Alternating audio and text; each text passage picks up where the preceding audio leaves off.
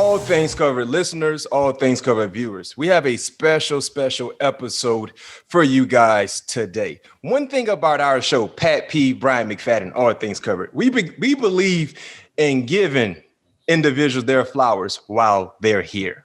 This is a flower giving episode. The man I'm getting ready to interview is a guy I highly respect. I have been following him since I've been an adult, to say the least, since I've been able to consistently watch sports. He's always been in my viewpoint. He's been in your viewpoint as well. His voice is something, is a tone you will recognize regardless of where you are globally. One thing about this individual, he's so knowledgeable, professional, and he just understands and what it means to be able to get the quality content to you guys for you to enjoy. Host of the NFL Today on CBS and Inside the NFL on Showtime. An Emmy Award winner. He has hosted 10 Super Bowls. Member of the Sports Broadcasting Hall of Fame. A living legend is joining me here. All Things Covered. Pat P. Bryant McFadden. James Brown, JB, is on the show today. Number one, JB, it's a pleasure having you here. How are you doing? Hey, BMac, first of all, the guy you just introduced, I hope he shows up here in a few moments so you can have him as your guest, but I'm going to do my best to fill in. But Brian, let me just say, it's a blessing and a pleasure to be with you. Man, you sound flat out awesome. I know you'll get into it about how impressed I was with you when we got a chance to really connect at the NFL broadcast boot camp, where to the public, they may not know that the league selects from a number of people who write in wanting to be a part of the boot camp, so they can take a look at the breadth and scope of the media business, because it's more than just being, if you will, a game analyst. You can also be a studio co-host. You could be a play-by-play. You could be a sideline reporter. And you were absolutely excellent. And I love the hunger and the quizzical nature that you had about everything. So I'm not surprised to see what you're doing now. I appreciate it. That was an unbelievable experience for me, just being able to be around some of my colleagues and also get a chance to talk to you personally and see how you go about your day-to-day business. There's no surprise that you've been so successful throughout your professional career and other aspects of your life. So I applaud you for being able to be a mentor to me. And the thing about JB that I love, listeners and viewers, that was in 2009. I was still playing. And at that time, the only two current players that was a part of that NFL broadcast boot camp was myself and Maurice Jones-Drew, who's currently working with the NFL Network. I'm working with CBS. But the thing about JB was he extended his number to me back in 2009, and we kept in contact since then. And that is something that I would never forget, because before 2009, personally, JB didn't know me. I didn't know him. But just getting the chance to sit around and monitor and talk to him, he always told me, anytime you need anything, BMac, reach out. And I casually reached out since then, but just being able to reach out to JB now personally, and he hits me back and he shares, quality encouragement, encouraging text to me, things like that. It goes a long way. So I appreciate you for your help. And I will continue to try to follow your footsteps and being able to do what it is that I'm supposed to do in this field as well. But let's go take it back to the beginning. You grew up in the DMV. What did sports mean for you growing up in the DMV? Wow. So BMac, I was probably more an observer, liking sports, but not particularly being good. It wasn't until the 8th grade, when I was at middle school, a public middle school here in the Washington, D.C. area, that Don Fugel, the coach of our middle school team, a school that produced great NBA players from back in the day, like Adrian Dantley, a Hall of Famer, Kermit Washington, who played with the Los Angeles Lakers and finished up with the Portland Trail Blazers, et cetera. A number of talented players, Austin Carr with the Cleveland Cavaliers, et cetera. But I watched, and the only reason the coach kept me, BMac, was because I was a great listener. Look, how bad was I? When I got introduced to the student body in the 8th grade as being on the basketball team, we were to run the full length of the court, make a layup, and stand on the baseline while everybody else is being introduced. BMac, I missed the layup. Nobody was covering me. But like you, that same hunger and drive to get better is what helped me to progress in sports. And I went to the legendary Morgan Wooten, the legendary coach from DeMatha High School, a powerhouse for, just decades, and really worked on my craft to become an excellent basketball player and use that platform to be able to go to college. So, but I love sports. I watch, obviously, the Washington football team back in the day with Sonny Jurgensen, Charlie Taylor, and all those guys. So I am a sports lover. Baseball was my first love. Wow. And I'm happy to be, I love to say, Bryant, literally and figuratively, a minority owner of the Washington Nationals. So that's me kind of reliving my dream. Wow. To be associated with the Nationals. Mm-hmm. Oh, so right now you're a minority owner of the Nationals. Absolutely. Loving everything of it. Yep. Well, I didn't know that. So that's huge. That's huge information here. Thank you for sharing that with us, because I did not know that. And I'm willing to assume, even though you're not supposed to assume, a lot of our listeners and our viewers were not aware of that as well. But that's another a groundbreaking, monumental achievement for you there, JB. And talking about your basketball career, a lot of people don't know you're a big time hooper. Like you said, you went to DeMatha. That's a athletic powerhouse. You know what I mean? Not just basketball, but football. Chase Young went to DeMatha. You look at some of the NBA players, Markelle Fultz. You talked about Adrian Dantley, Victor Oladipo, NFL professional player Brian Westbrook went to DeMatha. So being at DeMatha, being able to be a big-time baller, you were able to go to Harvard. You became a 3-time All-Ivy League player at Harvard for basketball. Tell us a little bit about your basketball game at that time. Woo, you had to dig deep back in the cobwebs of the historical vault to be able to find that out. But you know what? Because basketball was something that I realized I had a little talent at. And as a matter of fact, and again, this is dusting off cobwebs for a lot of your younger viewers and listeners out there. But DeMatha got put on the map back when Kareem Abdul-Jabbar, then known as Lou Alcindor, played at Power Memorial High School in New York. They played a rematch here in the local area at Maryland University, 12,000, which was a lot back then, 500 people, 12,500 packed into Cole Fieldhouse to watch the biggest high school basketball game. And DeMatha ended Lou Alcindor's school's 71-game win streak. So that put the school on the map. And I was blessed to be able to go there. A lot of the tall guys had graduated by the time I became a senior. I did play on the varsity for 3 years. We went 27-3. We still had a phenomenal team, but your boy had to play in the middle in a zone defense, because back before I put on a few LBs, I could leap quite a bit and did a nice job there. But that afforded me the opportunity to live the dream that my mother and father, God bless them, wanted each of their kids to have, and that was to go to college. And they told me that education was the key to success in the game of life. And so I was blessed to be able to take that and go on to a great education from there, BMac. And I'm sure you know all about that in terms of your parents and them desiring you to be the best. Look, I wanted to play pro ball just like you were blessed to do so, Mr. Steeler. So, but I learned a painful lesson that when I got to college, unbeknownst to me, it was subtle, I got complacent and didn't work as hard to stay on top as I did to get to the top. And that was the start of the precipitous slide down. So I made the point that my mantra, my work ethic would be never to be complacent about pursuing something that I wanted badly, like what you're doing now, to make certain that I brought to the table not only the requisite skills, but the passion and determination to stay excellent at it. Cool story. So JB, before entering the broadcast world, you spent some time in the corporate world.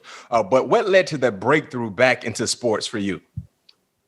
Wow, great questions, Bryant. So after being cut by the Atlanta Hawks, went back home, cried, hid in the house. All my boys were like, "Hey man, what are you doing home? Shouldn't you be playing?" So all that just kind of rubbed it in.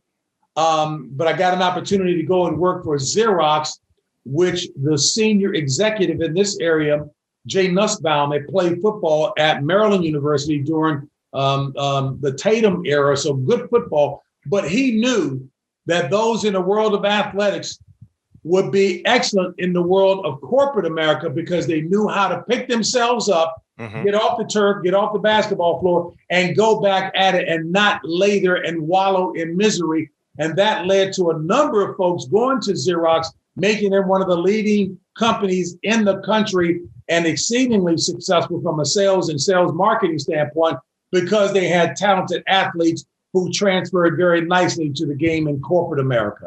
Wow. And one thing I didn't know you actually had a shot with the Hawks. I didn't know that. So that's new information to me as well.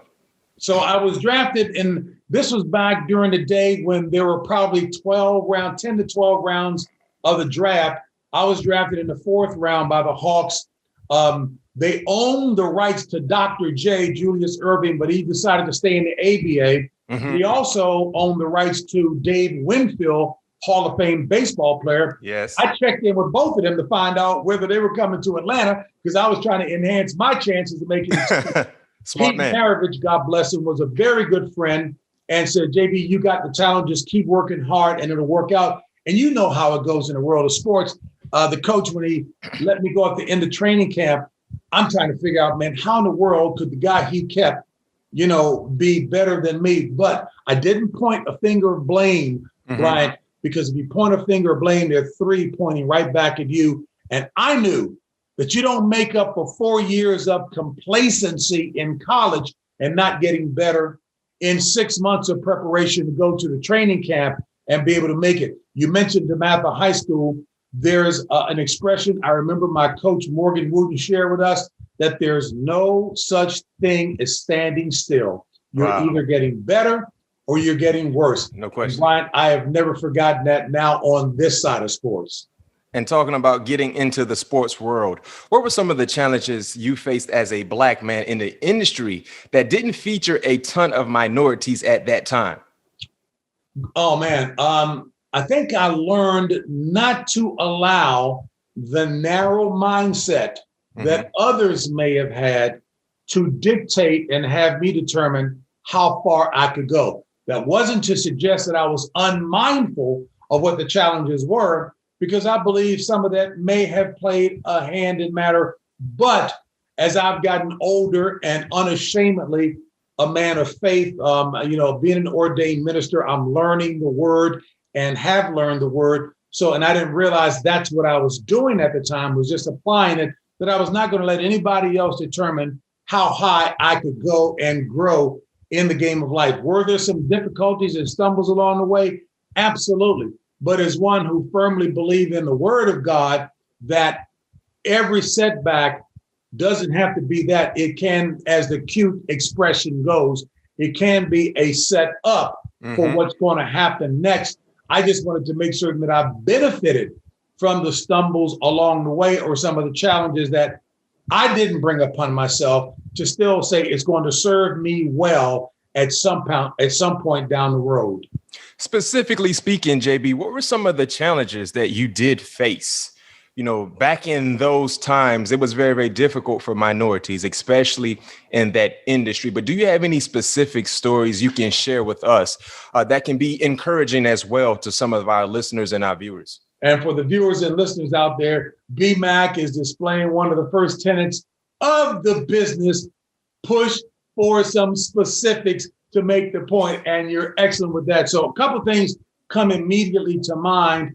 I remember working at CBS the first time around. I was one of the then young announcers who were coming up the ranks: Jim Nance, myself, Pat O'Brien, and some others, and Greg Gumbel.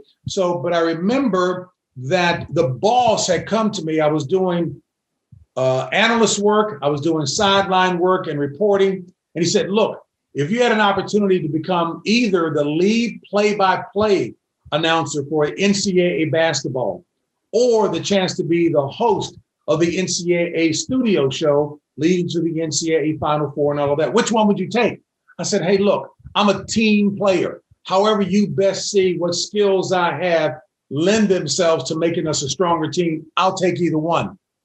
BMac, when he made the decision, I didn't get either position. Wow. We went Jim Nance, who is a Hall of Famer. We're the best of friends. Excellent choice. and I won't call the other guy's name, who he had become the NCAA studio host. And I'm thinking, and they didn't even talk to me to explain why. Mm-hmm. Yes, let me be real and clear. I almost left the business then because I'm thinking if they don't even have enough respect for me to explain why the decision was made to go in that direction, why hang around? But my sister, then my girlfriend, now my wife, and my mother, God bless them, said, you know what? God will make room for your talent. So you just continue to plug away, and wherever you see you have a weakness, sharpen it up because you will get another opportunity. And that proved to be very prescient because it did come to pass and I was able to take up. One other one was I remembered working the Winter Olympics, and I had a producer who was actually with CBS News, and I was hosting the mid-afternoon show. Mm-hmm. And I remember there was a lot of talk about maybe why couldn't they have had a more sports-centric person hosting the primetime show.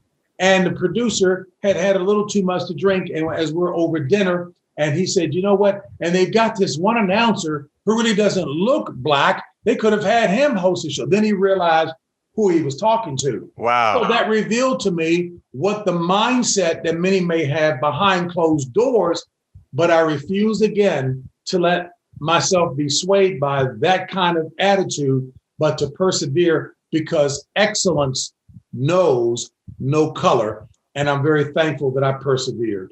No question. You got a chance to see who your true character is, but not allowing that to stand in front of you and be a block of other opportunities. So cool story, motivational story. And we appreciate you for that, JB. Talking about some of the things you just hit on. You know, you covered basketball, you covered the Olympics, baseball. You've done it all.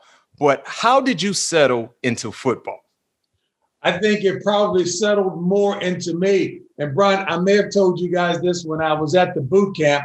So when I was at CBS the first time, man, we had virtually all the sports. We had baseball, we had college football, we had college basketball, we had the NBA, because the then commissioner, David Stern, God bless him, he had asked me to host this show that they were coming out with called, the working title was NBA Entertainment. It finally morphed into Inside Stuff.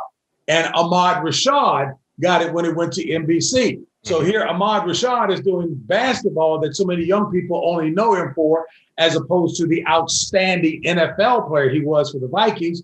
Many people knew me having gotten my foot in the door with basketball, but here I am doing football, which I didn't play. And I know you heard the story. CBS stuck with me because they knew that I was a hard worker like you and was going to learn the craft. And the first football game, and I know I've told it a number of times, but it bears repeating, that my boss said, okay, you need to do all these other sports so that you can be well-rounded. Do the bicycle race, the Tour de France, or Tour de France, if you will. Water polo, cover the Pan Am Games, do rock climbing. I did all of that. Gymnastics, covered it all. Even asked Mary Lou Retton one time, we were working a gymnastics event, why it was that only the women were on the beam doing their exercises. And because she figured we were live, she didn't answer the question. I thought about it and said, oh, wow, well, if a guy fell down on the beam, like, oh, okay, I get it. You know, so I've had those moments as well too, BMac, but it all worked out. And even in football, I remember saying a football player got tackled. He was a running back with the Atlanta Falcons, I believe it was, and he got tackled on the 65-yard line. And my producer hit me in the ear, JB, there's no such thing as a 65-yard line. Go to commercial. And I paid it first by looking up at the stadium clock, which they told me, don't do that. Look at the TV monitor. It will have the right time. And I compounded the mistake when I said, we're going to step aside for a quick timeout with about 8 minutes and 99 seconds left in the third period of play. But they hung in with me, and I worked through all of that, Brian. Oh, no question you worked through all of that, because now, you know, you're what we call an expertise when it comes to talking all sports, because you've covered it all. I mean, man, that laundry list of things that you've been involved in is super impressive. But let's step away from sports for just 1 minute. JB, I'd like to share something with you, and it's a connection to you as well. And you might not know this. On our very, very first episode of All Things Covered, I revealed my childhood crush on our show. And you would never guess who my childhood crush was. And you met this person. You actually worked alongside this person. So my childhood crush, JB, back as a youngster, was Peg Bundy from Married with Children. Right? I love Peg. I was a little child. And, you know, sometimes your mind goes every which way. Yep. Peg Bundy was my childhood crush. But in 1996, you appeared on an episode of Married with Children, which was one of my favorite shows as well. I was a big time Al fan, Al Bundy. You know what I mean? But tell us about that experience and how that came to become a reality for you. It's amazing, BMac, how many folks still remember that show. And I know I was a huge fan. I got a chance to do 2 episodes with them. One time it was about my mother, her outstanding, and you know this as well, her outstanding sweet potato pie. Okay, I did that and did another one with them as well, too. And it was an awesome experience. They couldn't have been more gracious and more welcoming to me, because I knew I had to know my lines so as not to mess up everybody else who was going to play off of me. And she was awesome. Did you ever get a chance to meet her? No. Oh, man. You know what? That would have been just awesome. But it was and it's amazing how long memories are about that experience. And I really wanted to do more. I had a little bit of the bug that bit me. I got a chance to do an episode of not only Married with Children, but King of the Hill, and also The Simpsons. So it was cool. As a matter of fact, downstairs in my office, I've got a picture, a cartoon rendering of when I was on King of the Hill. And of course, my little nephew, he was probably about 8 at the time. He walked into my office and he apparently liked King of the Hill. And he couldn't pronounce it. He said, Uncle JB. He said Keg, K-E-G. Yeah. Keg of the Hill. He said, but who's the black guy? I said, that's me, you know. But it was awesome having done those shows. And let me tell you, to be quiet, if quietness is kept, there's so many actors, as you well know, who've always wanted to be athletes. Yep. Or those who play other sports, wanted to play the opposite sport. And so many athletes or ex-athletes who would love to do the whole TV or movie thing as well, too. So that was my fantasy. And I'm glad I had a chance to get an opportunity to do that. Well, I think you should get more opportunities because you did a great job. You know what I mean? Just filling in, step into that field. You should get more opportunities, JB. Hey, we'll find out if they need another Morgan Freeman type to try to do that as well. But I remember I did one for Showtime. It was called Sports Pages. It was a made for a movie that I did up in British Vancouver. And I tell you, I'm glad I did that before I did Married with Children, because I was supposed to come out of the courthouse steps, walk down the steps reciting my line, and then the 50 extras were to come running out of the courthouse as a decision, a verdict was rendered. And I said, man, I am not having these 50 folks, have a bad memory of me because I blew my lines. So BMac, I had my lines down pat. Yes, sir. As a professional should. And that's what you are, JB. One of the more monumental interviews I've seen you do, granted, you've done a lot, but one interview that stuck out to me was the interview with Michael Vick. You were the first person to interview Mike Vick after he was released from prison. What stood out to you the most about that interview, that conversation you had with Vick, and the way he's turned his life around since? Ryan, I love being a special correspondent for CBS News because it gives me an opportunity to do a wide range of things.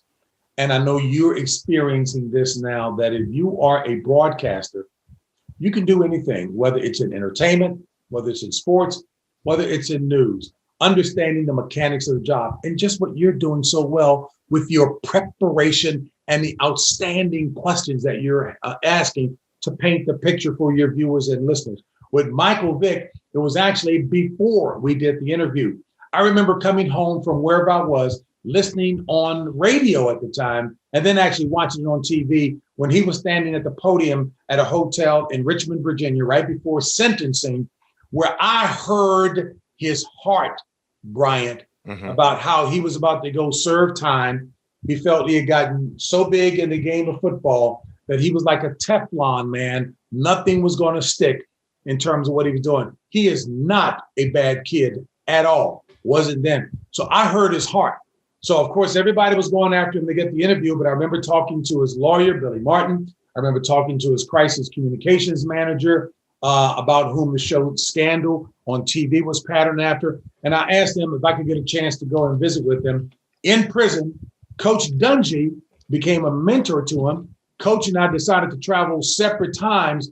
He went to Leavenworth at one time. I went to Leavenworth at another time to talk with him. And when he came out in his prison garb and he sat down and talked with me, I said, Michael, if I heard you correctly in your heart, genuine remorse, I'd like to do the interview. He was being told to do interviews for money because he had a huge debt to pay back. Mm-hmm. I told him that was the worst thing he could do because everybody would see his answers through the lens of money, him being paid for it. I said, if you do the right thing, you'll be blessed with an opportunity to come back again, but you need to be truthful and understand this is not a puff piece. I've got hard questions to ask you. He said, I owe answers to those hard questions. And that's how the interview came about. Here's how I close on that story to show you how serious he was, walking the road to redemption, earning his way back, having paid his debt to society. Told him, yeah, there are going to be a number of people who will never forgive you. My mother-in-law was a major animal lover, had a very difficult time. But I said, there are going to be the intractable few who will never forgive you. But you need to walk the road to redemption knowing your remorse is genuine. For 2 years, the Humane Society employed him as one to go out to the major urban areas, just like in the rural areas, they'll get the people from that environment to go talk to people in that environment to dissuade them from engaging in dog fighting. He said 2 years that contract was for. Hey, Brian, he's been doing it ever since because he's committed. He's walked the road to redemption. He's on television. He's serious about his family and his faith. He is an example, and I thank God for that example. I know there are many people who will disagree with me, but hey, everybody deserves a second chance. No question, because we will all fall short of perfection.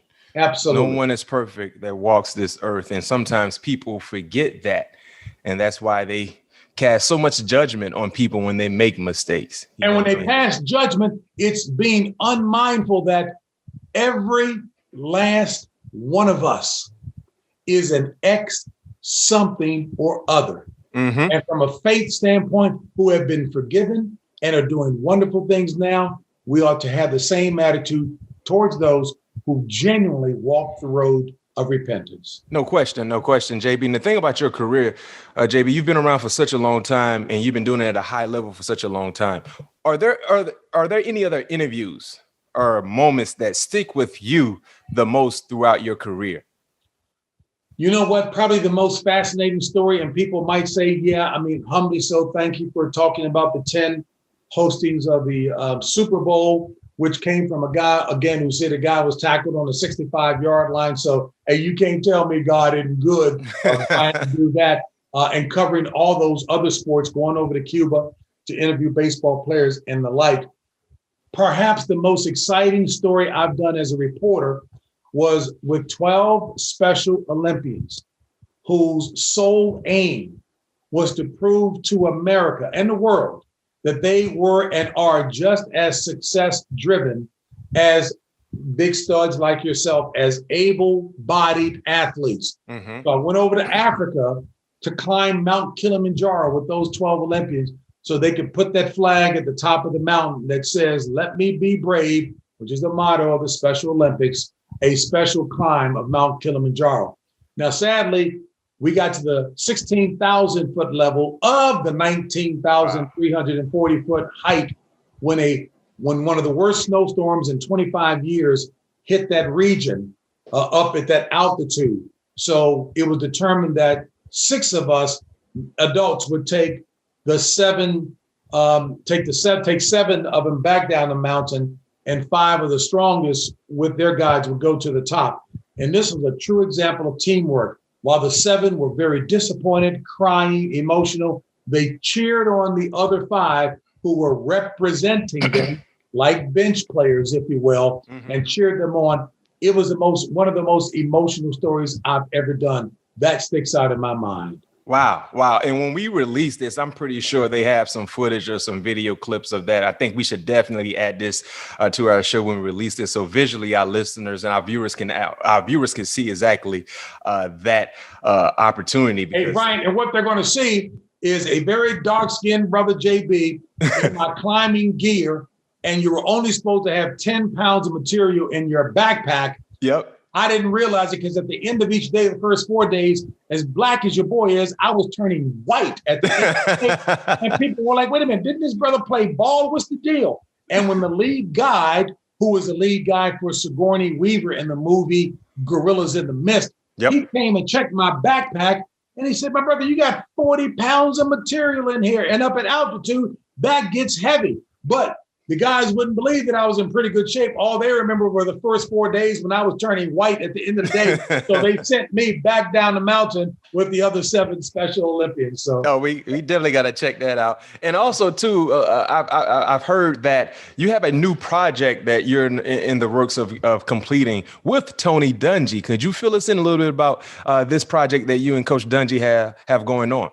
Hey, Brian, and as everybody knows, talk about an awesome man who walks the talk. He's the genuine article, and the same principles that he adheres to in the game of life that he did before he became a coach and certainly after a coach is what helped him to become the first African-American to win a Super Bowl as a head coach, but more importantly in the game of life because he's distinctly a man of faith and he employs those principles that motivated the players to go out and play exceedingly well, not only in turning the Tampa Bay Buccaneers around from perennial losers to perennial winners. He just didn't get the opportunity to get into the Super Bowl as the coach with the Raiders. Come on. Gruden. But John Gruden acknowledged that was Tony's team, but Tony did get that opportunity with the Indianapolis Colts and did just that. So what we've been doing is because a lot of people, and you probably have lived through this, they have a very narrow prism through which they look at athletes thinking they're only concerned about making money or, appearances and don't care about other things. No, that's why we see these athletes so engaged in helping to make their communities that they grew up in and where they play stronger, to strengthen the fabric of those communities, all focused around unity in terms of things. So that's why you see them engaged in so many other things.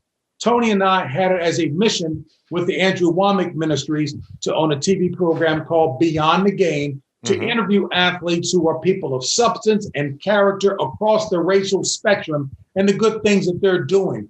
And so I know one on Troy Vincent, the executive vice president with the league, will be coming up. So we've got a lot of these guys that we're focusing on. And with Trinity Broadcast Network, which happens to be the globe's largest Christian network, we're also doing interviews with people. Tamika Catchings, the young lady who played one of the greatest in the WNBA. Ryan, awesome talent. If you haven't interviewed her, she has to be A+ on the list to go after. Tony Dungy was sharing that when we did some interviews with Scott Drew, the coach who led the Baylor Bears to the NCAA basketball tournament. So we're doing a number of interviews like that with people across the spectrum so they can get to see what they're about. Roger Goodell, for all the brickbats that he take, but he brought a lot of players, as you know, to the table. Everything's not going to be perfect, but brought a bunch of players to the table that led to the Players Coalition and what these guys are out there doing in communities around the country, changing laws,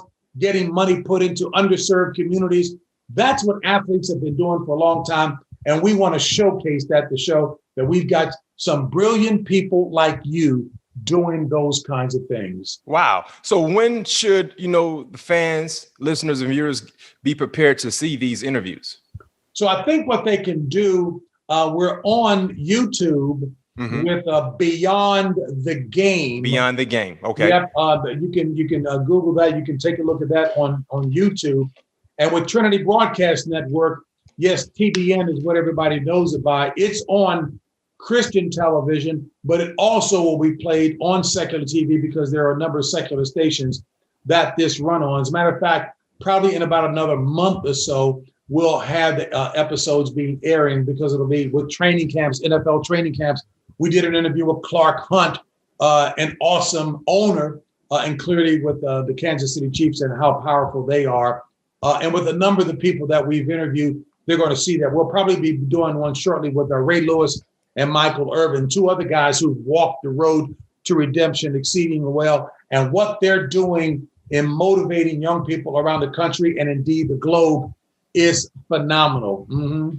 Yeah, and what we could do also, and what we will do, not could do, what we will do, we will put the links to Beyond the Game in our episode descriptions. So when people watch us on YouTube, people listening to us on their podcast platforms, they're able to click on the link and get all the information they need regarding the new show with Tony Dungy and yourself, and being able to watch it as well. So we do everything in our power to try to promote that as best as possible. Hey, and what my assistant, who happens to be my niece, who's been trying to teach the OG here all things new as it relates to technology, I'm sure she would say, you can Google with, hey, JB and Tony Dungy interview on such and such, and or YouTube it, and it'll bring it to the forefront. So she's bringing me up to the 21st century, and I'm still fighting her because the first time I was working with her 2 years ago, now she's getting ready to go to France to get her master's degree over in Paris. She's a French major, having graduated with honors from the University of Virginia. But I remember the first time I was sitting down to go over a list of administrative things, and I'm like, well, Ashley, where's your pencil and paper, or your pen and paper? She says, Uncle James, I got my laptop right here, So, hey, BMac, your boy, Bernie. So, hey, JB, I'm old school also. I got an old soul. I still use pen and paper as well. I still use pen and paper. You see, I got my pen here. I got my paper right here. I still use pen and paper. Hey, it is all good. It is all good. No question. We have a few more questions. We're going to wrap it up for you shortly, JB. Question I wanted to get to you to get your opinion on. We just recently celebrated Juneteenth. Before we get to the football side of things, let's talk about, off the field with the NFL. Where do you think we're at compared to a year ago as a country in terms of social justice? In terms of the sports world, even if there aren't a number of the athletes, coaches, or executives who buy into athletes being socially engaged, meaningfully engaged in their communities, doing excellent work, we are further along than where we were just a couple years ago. You would know this all too well about how many owners wanted nothing to do with the players who felt committed. My nephew, John Brown, he hit me with the statement. He's an excellent chef. And he was saying, when people sit down to listen, they ought to sit down to listen for the purpose, not to respond and argue and debate, but to listen, to learn and understand. And if people just would have a receptive heart, you may recall at this year's Super Bowl, I know my boss, the chairman, Sean McManus of CBS Sports, asked me to write a commentary on how we could do things better in terms of getting more women involved in decision-making and decision-influencing positions in the executive levels, at the executive levels in the world of sports, and certainly the NFL, as well as coaches of color as well. And we know the Tampa Bay Buccaneers are one of the best examples of showing what diversity is with the coaching staff, making the point that diversity matters, inclusion wins. That's what they did. So I see us as a lot further along. I know people are talking about the conversations. They need to continue, but beyond the conversations, we need to be about doing what the old Nike and timeless Nike expression is. Just do it. Yes, sir. Until we get people at the table, having a seat at the table, whose voices are being heard, now you got to do something with it. In the corporate world, I learned in the corporate environment, the same thing that coaches in the sports world do. You cannot expect what you don't inspect. There are metrics to determine whether or not you are making progress. That same metric or mantra needs to be applied to this, because at the end of the day, I advocate what is a biblical solution to things, because it's been proven for 430 years. You cannot dictate, mandate, or legislate love. Love is a choice. In terms of equality, it's a choice. It's not a feeling. That's what we need to do. And until people see that, I don't think we're ever going to find a solution, not until Jesus comes back the second time.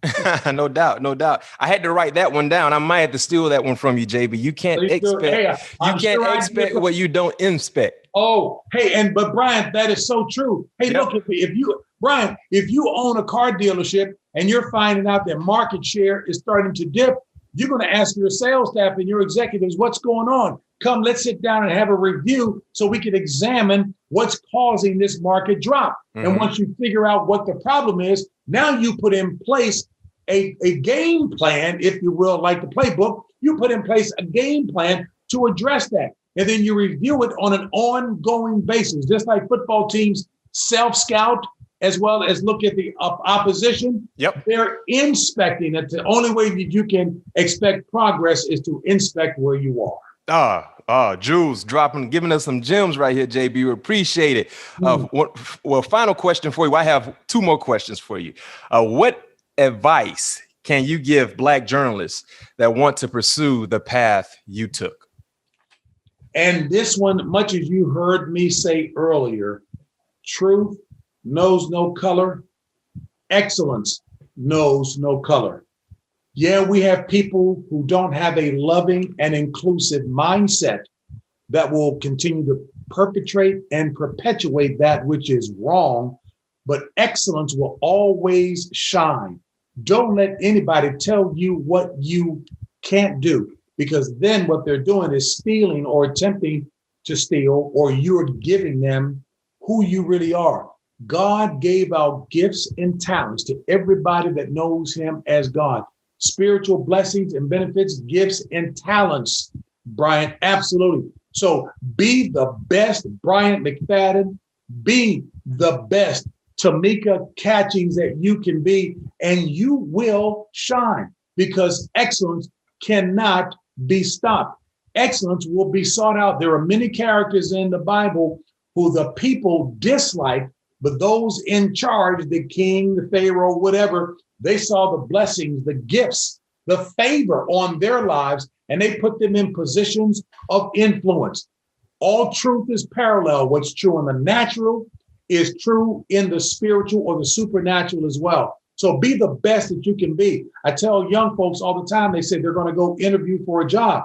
What do I need to do? Well, you've already set a track record, because people will look at what you have done to determine what you can do. So make certain that every step along the way you've done at BMac, what you did at the broadcast boot camp, you showed the same tenacity, hunger, intelligence, good grasp of the language, so that you can be a great writer and a great expositor, a great orator, all those things. And look at what you're doing now. So that's why, and if people looked at what your background was like, yes, even in the game of football, what you did back there, team player, on the whole 9 yards, set the stage for anybody who's examining properly what you could do and now are doing and will continue to do. Does that make sense? Makes a lot of sense. Makes a lot of sense. And I hope, our listeners and our viewers are doing what I'm doing right now, soaking it up like a sponge, you know what I mean? And making it a part of your life, not just sometimes, but every day is an opportunity to be able to showcase the excellence that you have. You know what I mean? And it all starts in the mind. It starts with the tongue. You speak things into existence, allow them to manifest, but you got to believe it. You know what I mean? You have to believe it. You can't say you want to be the best NASCAR driver and don't go out and work on your craft. It's not going to happen. You know what I mean? So you got to be able to speak these things into existence, but be willing to put in the work as well. BMac, when I go to preach at the next church, you're coming with me, because what you just said is a truth, my brother. There's no question about it. Hey, look, people can, they can push back and throw brickbats at me all they want. That's good. But you know what? It's too late, because I know what the truth is now. I've learned. So, and I've seen it manifest itself. And you're so right. Words are important, because when you speak something, when it leaves your mouth, whatever that word is, it will take root someplace. There's a scripture that says evil communications corrupts good manners. There's one that talks about you can't go out and see a stream, and if you get some water from that stream and it's fresh water, you're going to expect it to be fresh water when you come back the next time. If it comes back and it's bitter water, hey, that doesn't make sense. You can either have fresh water, clean water, or bitter. They're not coming out of the same. So when people engage in profane language, the same mouth that you use to bless your kids, to bless your wife, your girlfriend, to bless each other, should not be used to foul up a situation, because evil communications do, in fact, corrupt good manners. Bad company will make for bad influence on that person who is hanging around them. That's just a fact of life. No question. Jewels being dropped here. I hope everyone is enjoying this. The last question I have for you, JB, we know you got to get ready to go to the barber to get that fresh haircut, that fresh weekly haircut.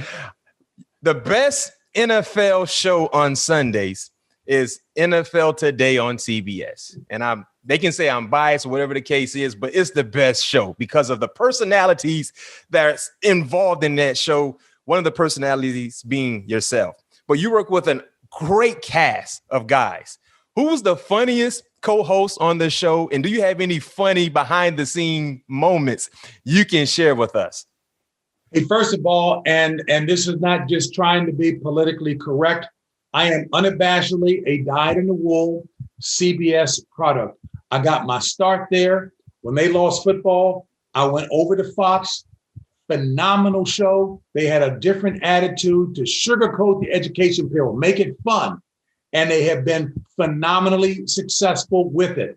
I worked with guys over there, Jimmy Johnson, Howie Long, Ronnie Lott, Chris Collinsworth, and the absolute crack up in Terry Bradshaw. Learned something from them all. When ESPN, had a show when Chris Berman was there, I learned something from them all. But I love my CBS family. Phil Simms is a gym rat. He watches more film than some coaches do. Boomer Esiason, a league MVP when he was with Arizona, he clearly is bringing a quarterback's mentality to it.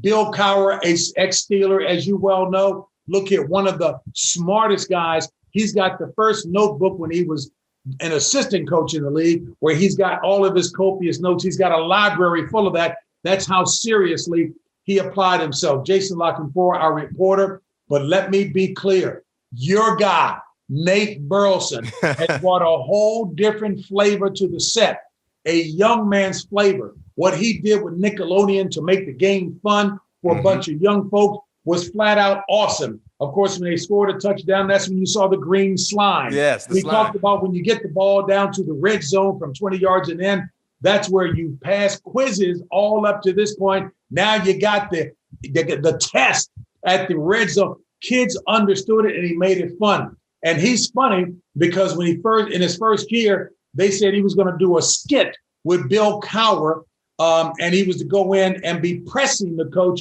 about how he was talented and wanted more opportunity to freelance. And Nate, when he engaged in the skit with Bill, he felt he had pushed Bill Cowher too far because Bill Cowher started biting his bottom lip. That chin jutted out. He was spitting as he was speaking. And Nate said, oh my gosh, this man has flipped the switch and gone into a different zone. And he backed up on it. That was one of the funniest things that I've ever seen. But now Nate, as an Emmy Award winner for the best studio host in this year's Emmys, he has certainly proven why he is on such a high trajectory with a Good Morning Football, which he does clearly with us. And also what he's been doing with the show, the entertainment show that he does. ETV. I mean, he's well-rounded, which makes the point that if you're gifted in understanding the business and you bring some substance to the table, nothing is off limits. Clearly, Michael Strahan has shown that as well. No doubt. And we enjoy watching you guys on Sunday. I know I enjoy watching you guys on Sundays because it gets me prepared for my work day as long with my watching football day. I mean, I think we got the best job in the world. We get a chance to watch football and talk about it. Agreed. Could not be better. And I am humbly thankful to all of my colleagues and clearly the bosses over at CBS and now Viacom CBS with the big fellows over there, Bob Backish and, of course, George Cheeks, who are big football fans. But it certainly doesn't hurt that our biggest of all bosses, she enjoys football as well. No doubt, no doubt. With JB, man, thank you for your time. Thank you for the knowledge you've been able to share with us, the informative information, the entertaining stories. It's a pleasure. Continue to be the sound individual you've been throughout your professional career, in front of the cameras and away from the cameras as well. It's always a plus, positive being able to talk to you. I appreciate you joining us here. All Things Covered, Pat P. Bryant McFadden. It's a pleasure. And you tell Patrick Peterson you more than delivered. Hey, look, so I'll be better prepared for him when he joins you next time because you smacked the home run as always. Thank you so much, BMac. I appreciate it.